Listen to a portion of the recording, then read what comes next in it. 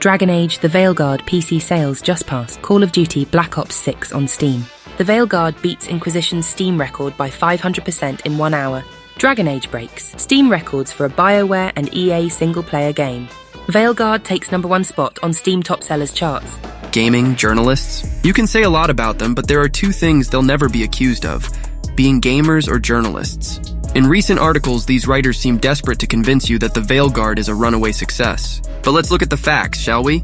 We've just seen the launch of Dragon Age, and to be frank, it's mediocre at best, peaking at 70,000 players on Steam during its release. Now, keep in mind, this figure only represents Steam users, so the total player count across all platforms is likely 2 to 3 times higher.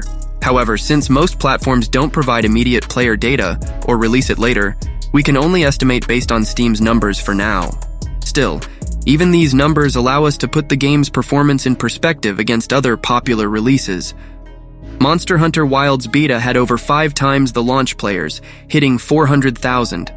Black Myth Wukong pulled in over 2 million players at launch, almost 30 times the Veilguard peak. Even now, 3 months post-release, it has more than 100,000 recurring players, nearly double Dragon Age's launch peak. Baldur's Gate 3 had around the same 70k players at launch. Oh, sorry, my bad. That is the number of its early access in 2020. The player numbers on release were almost 900,000. Elden Ring had a similar launch peak of 900,000 players. Even its DLC Shadow of the Erdtree attracted over 700,000 players at release.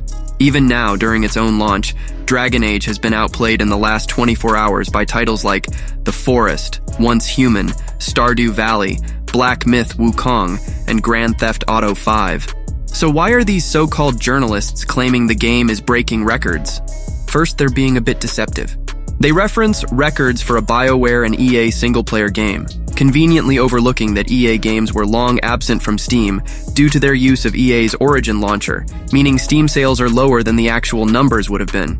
It's a classic case of comparing apples to oranges. Second, when they boast about Dragon Age hitting #1 on Steam's top sellers chart, they fail to mention that this chart tracks the most recent activity on the platform. With no other major releases lately, those 70,000 purchases indeed took the top spot that day.